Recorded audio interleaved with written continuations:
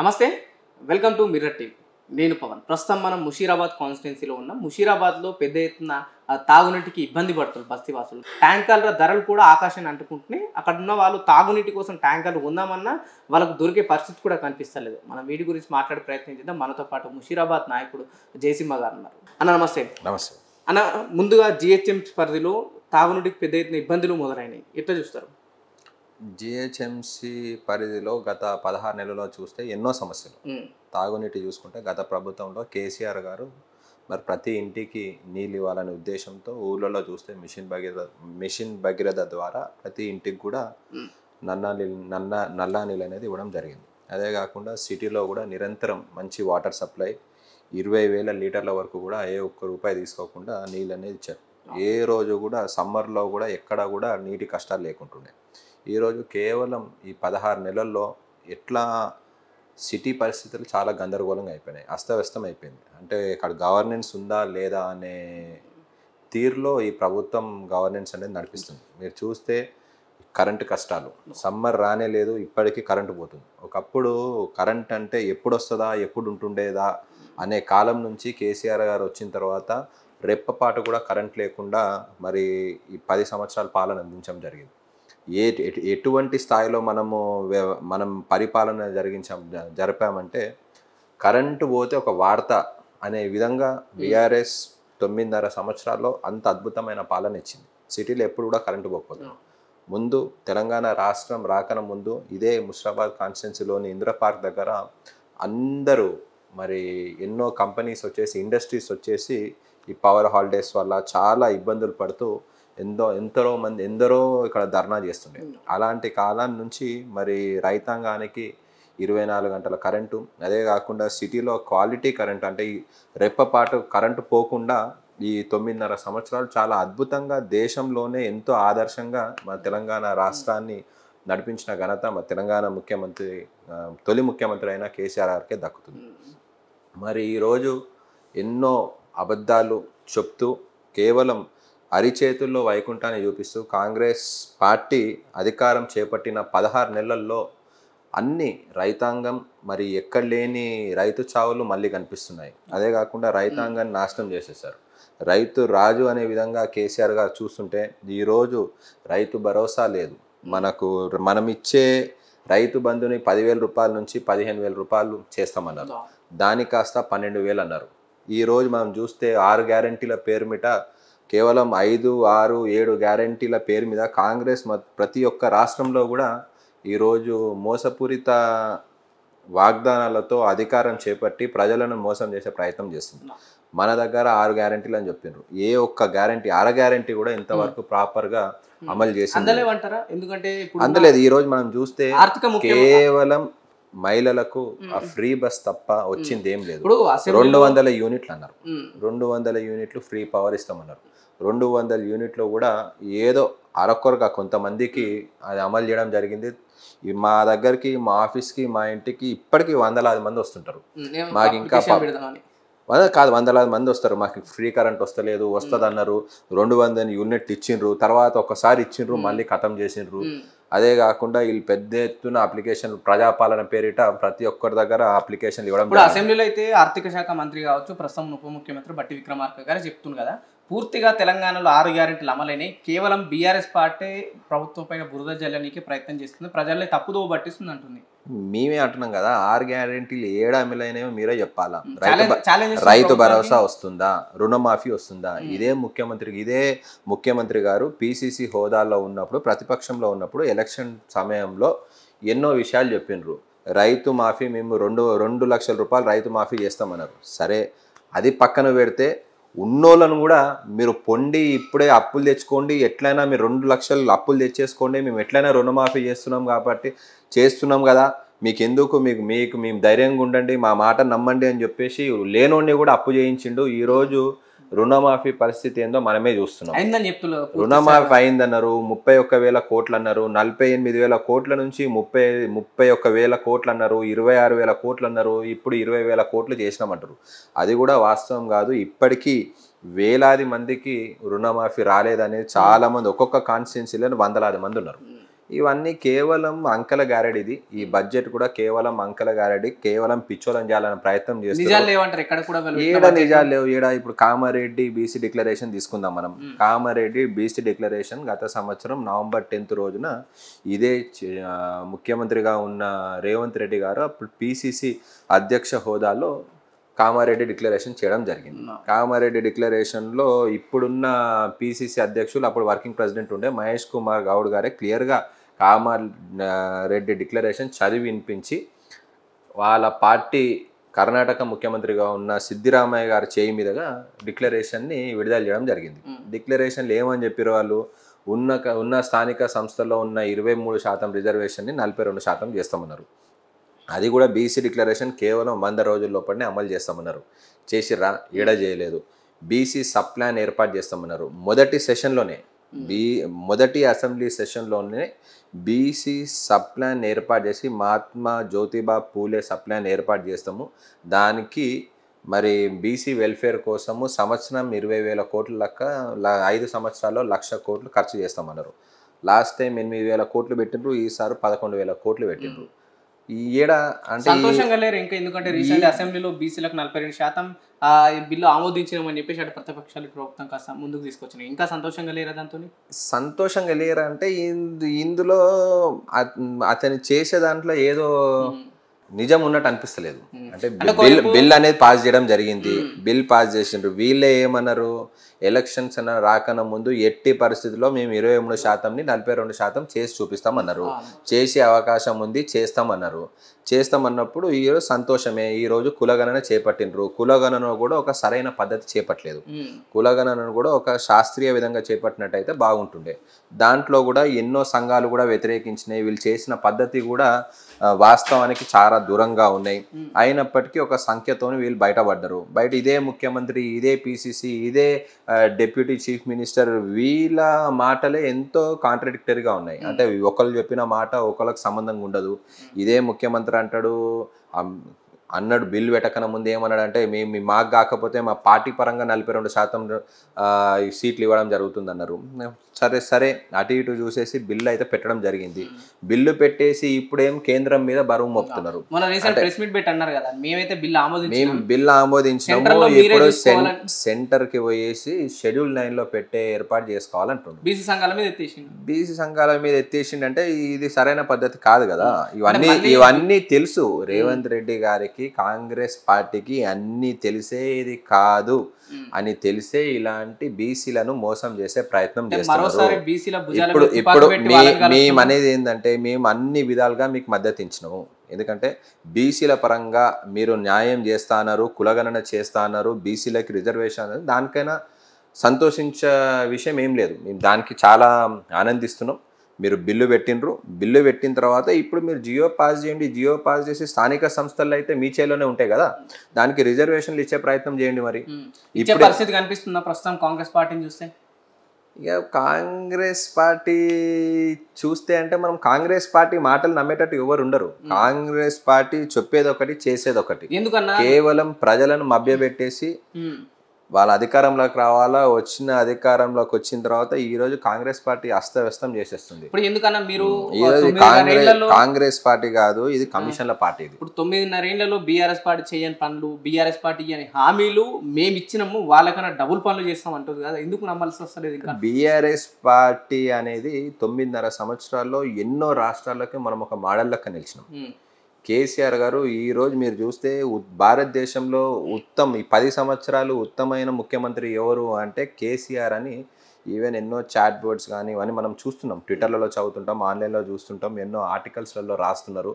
కేసీఆర్ గారు ఒక విజనరీ ముఖ్యమంత్రిగా ఈ 10 సంవత్సరాల పాలన అనేది తెలంగాణని భారతదేశంలోని అగ్రస్థానంలో నిలిపారు. మరి అట్లాంటి తెలంగాణ ఈరోజు మీరు చూస్తే లగచర్లలో ఏం జరిగింది, రైతులు మొత్తం కూడా ఆత్మహత్యలు చేసుకుంటున్నారు. రైతాంగం కూడా మొత్తము నీళ్లు లేక భూగర్భ జలాలు కూడా అంటుగట్టినాయి. మనం చూస్తున్నాం ఈ 10 సంవత్సరాలు అట్లాంటి పరిస్థితి లేకుండే. మనకి కేవలం 15 నుంచి 16 నెలల్లోనే ఆ పరిస్థితి మళ్ళీ ఎందుకు వచ్చింది? రియల్ ఎస్టేట్ అనేది తెలంగాణలో ఏ కొన పోయినా కానీ రియల్ ఎస్టేట్ అనేది చాలా అద్భుతంగా నడిచింది. ఈరోజు నేను రియల్ ఎస్టేట్ మొగల్ అని చెప్పుకునే రేవంత్ రెడ్డి గారు హైదరాబాద్ పరిస్థితి ఏం చేశారు మీరు?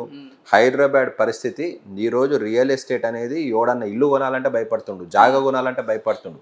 ఏ ఒక్క ఎట్లాంటి రియల్ ఎస్టేట్ మొత్తం పాతాళంలోకి వెళ్ళిపోయింది. అంటే దీని ఎందుకు జరిగింది ఇవన్నీ? నువ్వు చేసే నీకు చాతన్ కాని పాలన, నీ అసంబంధ నిర్ణయాలతో ఈరోజు హైడ్రా పేరిట కూల్చివేతలు చేసడం జరిగింది. మూసీ పేరిట ప్రజలను భయాందోళనకు గురి చేసినావు. ఇట్లా ఈరోజు ఎవరు కొంటాడు, ఎవరు ఇన్వెస్ట్ చేస్తాడు, ఎవడు భూమి కొనాలనుకుంటున్నాడు? ఎన్నో పరిస్థితులు, రియల్ ఎస్టేట్ కథం అయిపోయింది, రైతాంగం కష్టం అయిపోయింది, యువతకి ఎన్నో హామీలు ఇచ్చిండు, జాబ్ క్యాలెండర్ చేస్తున్నాడు. మేము అశోక్ నగర్లో ఉంటాం, ఇదే అశోక్ నగర్ మా కాన్స్టిట్యున్సీలోకే వస్తుంది. ఇదే విద్యార్థులని ముంగడబెట్టి వాళ్ళని బస్సుల మీద కాన్స్టిట్యున్సీ తిప్పించి వాళ్ళ మద్దతును కోరి వాళ్ళనే బీఆర్ఎస్ పార్టీకి అగేన్స్ట్గా ప్రచారం చేయించి ఈరోజు అధికారంలో కూర్చున్న రేవంత్ రెడ్డి గారు ఇదే స్టూడెంట్లను తరిమి కొట్టించాడు. మొన్న రీసెంట్ అయిన ఇష్యూలో జాబ్ క్యాలెండర్ ఏర్పాటు చేస్తున్నాడు. చాలా గొప్పగా చెప్పుకుంటుండు 56,000 ఉద్యోగాలు మా ప్రభుత్వం ఇచ్చిందని. మేము ఈ 9.5 సంవత్సరాల్లో 1,62,000 ఉద్యోగాలు బీఆర్ఎస్ పార్టీ కల్పించింది, బీఆర్ఎస్ ప్రభుత్వం కల్పించింది. కేసీఆర్ గారు ఘనత అది. మీరు వచ్చి 56,000 ఉద్యోగాలు అంటారు. ఆ 56,000 ఉద్యోగాల్లో కూడా 50,000 మేము నోటిఫికేషన్లు ఇచ్చిన దాన్నే మీరు మీవని చెప్పుకుంటున్నారంటే ప్రజలన్నీ గమనిస్తున్నారు, విద్యార్థులన్నీ చూస్తున్నారు. మీకు సరైన సమయంలో వాళ్ళే బుద్ధి చెప్తారని మేము గట్టిగా నమ్ముతున్నాం. రైట్. ముస్తాబాద్ కాన్స్టిట్యున్సీ పరిస్థితి ఎట్లుందన్న? చాలా వరకు తాగునీటికి ఇబ్బంది పడుతుంది బస్తీవాసులు. సో వాళ్ళ గురించి మీరు ఏం చెప్పదలుచుకున్నారు? అన్ని ఇబ్బందే పవన్. ఇప్పుడు మీరు చూసినట్టయితే హైదరాబాద్ని ఇండియాలోనే బెస్ట్ సిటీగా కేటీఆర్ గారు కానీ కేసీఆర్ గారు కానీ తీర్చిదిద్దడం జరిగింది. మీకు ఎక్కడ చూసినా కానీ వీడిసిసి రోడ్లు, సీసీ రోడ్లు. మా ముషిరాబాద్ నియోజకవర్గం కేవలం 5 సంవత్సరాల్లో మేము 1,200 కోట్ల అభివృద్ధి చేయడం జరిగింది. ముషిరాబాద్ నియోజకవర్గమే ఎప్పుడూ లేని విధంగా ముఠా గోపాల్ గారు 5 సంవత్సరంలో కేటీఆర్ గారి సాయంతో 1,200 కోట్ల అభివృద్ధిని మేము చేయడం జరిగింది. మీరు చూసినట్టయితే స్టీల్ బ్రిడ్జ్ ఇక్కడ మీరు చూసారు, స్టీల్ బ్రిడ్జ్ నాయన నరసింహారెడ్డి గౌరవ మాజీ హోంమంత్రి వర్యులైన నాయన నరసింహారెడ్డి గారి పేరు మీద స్టీల్ బ్రిడ్జ్ 436 crores తోని స్టీల్ బ్రిడ్జ్ నిర్మించుకున్నాం. అలాంటి ఎన్నెన్నో ప్రతి దగ్గర వాడ మేము వీడిసిసి రోడ్లు వేసుకున్నాము, కొత్త డ్రైనేజ్ లైన్లో మార్చుకున్నాము, పార్కులు డెవలప్ చేసుకున్నాము, ఎన్నెన్నో పనులు చేసినాం. ఈరోజు డబుల్ బెడ్రూమ్లు ఇచ్చుకున్నాము. ఈరోజు పరిస్థితి ఏంది? రోడ్ వేసుకోవాలంటే మేము అడగాలంటే మాకు బడ్జెట్ లేదు, జిహెచ్ఎంసీకి బడ్జెట్ లేదు. ఏ విధంగా అంటే ఎలక్షన్ల కన్నా ముందు 14 కోట్ల రూపాయల శాంక్షన్స్ని కూడా ఈ ప్రభుత్వం వచ్చిన తర్వాత అవి క్యాన్సిల్ చేయడం జరిగింది. టెండర్ అలాట్ అయిన పనులను కూడా క్యాన్సిల్ చేసింది. ఒక విధంగా మేమేమో వాడవాడ తిరిగి ఎక్కడెక్కడైతే ప్రజలకు కష్టాలు ఉన్నాయో వాళ్ళందరికీ కూడా మేము దగ్గరుండి చెప్పి అన్ని శాంక్షన్లు తెచ్చుకొని అవి టెండర్ అలాట్ అయిన తర్వాత ఈ ప్రభుత్వం అవిట్లని క్యాన్సిల్ చేయడం జరిగింది. స్ట్రీట్ లైట్లు వెలుగుతలేవు. ఏ రోజు కూడా 9.5 సంవత్సరాల్లో ఇక్కడ స్ట్రీట్ లైట్ బంద్ అయింది అంటే నెక్స్ట్ డే వరకు అది రిపేర్ అయిపోతుండే. ఈ రోజు నెలల కొద్దీ 6 నెలలు 7 నెలల నుంచి జిహెచ్ఎంసీ స్ట్రీట్ లైట్లు ఎవరైతే ఏజెన్సీలు ఉన్నారో వాళ్ళకు జీతాలు ఇవ్వలేక వాళ్ళే ధర్నా కూర్చున్న దాఖలాలు మనము ఈ రోజు హైదరాబాద్ సిటీలో చూస్తున్నాం. అంటే ఖాళీ కుండలే కనిపిస్తున్నాయి, మేము జీతాలు కూడా ఇవ్వలేకపోతున్నాం, ప్రభుత్వ ఉద్యోగులకు 1వ తారీఖు ఇవ్వలేకపోతున్నాం, దానికి చింతిస్తున్నాం అని రేవంత్ రెడ్డి గారు చెప్పింది కదా. ఏం చెప్తారు దీని గురించి? కాస్త వెయిట్ చేయమంటున్నాం. ఇదే రేవంత్ రెడ్డి గారు ప్రతిపక్షంలో ఉన్నప్పుడు, పిసిసి అధ్యక్షుడిగా ఉన్నప్పుడు మరి ఎన్నో మాటలు మాట్లాడిండు.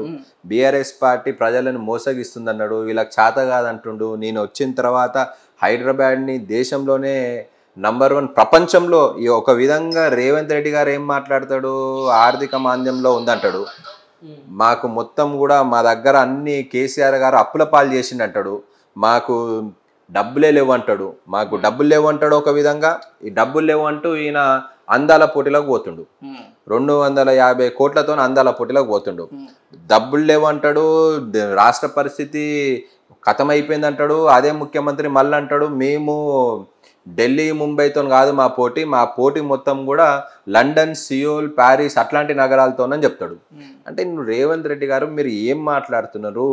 మీ మాటలతోని ఇక్కడికి వచ్చే ఇన్వెస్టర్స్ భయపడుతున్నారు, ప్రజలు భయపడుతున్నారు, ఒక రూపాయి పెట్టాలంటే భయపడుతున్నారు, వేరేడోడనా మనకు అప్పులు ఇవ్వాలంటే భయపడుతున్నారు. ఇలాంటి ఇంకా హైదరాబాద్ కి ఈ 15 నెలల నుంచి అన్నీ కూడా అంకెల గారడి చేస్తున్నారు రేవంత్ రెడ్డి.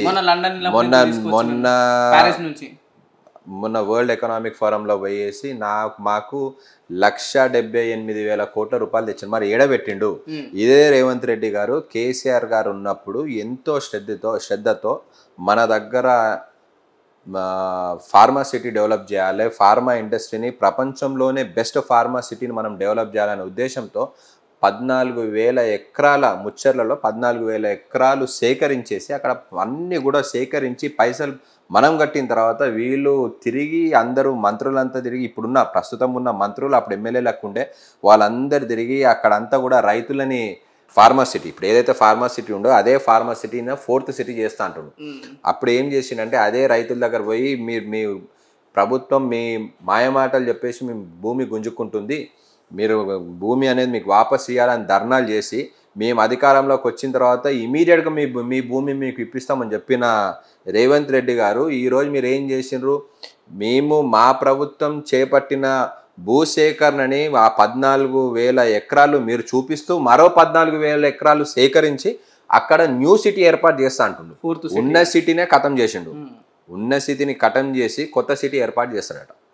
హైదరాబాద్ పరిస్థితి ఏమైపోయింది?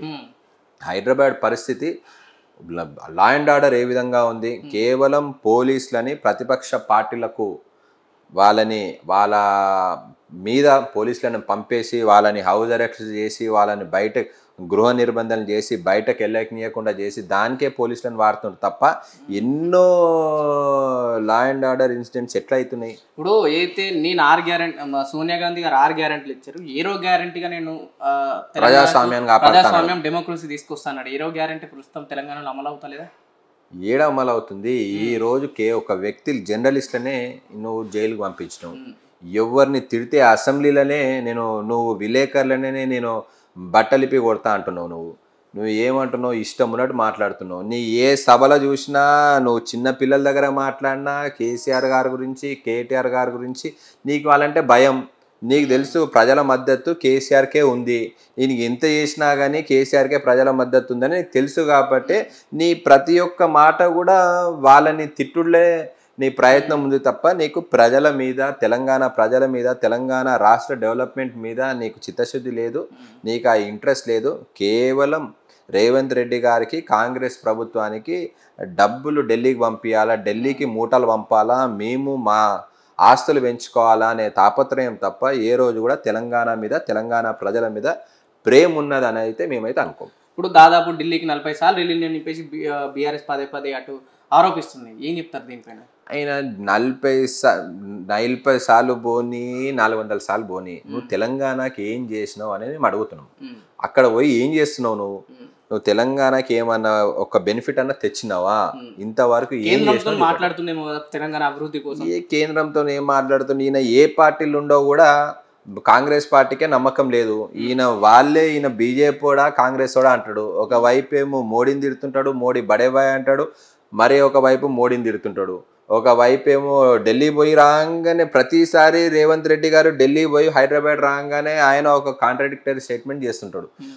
ఆయన పోయే ముందు ఒక మాట మాట్లాడతాడు, వచ్చిన తర్వాత ఒక మాట మాట్లాడతాడు.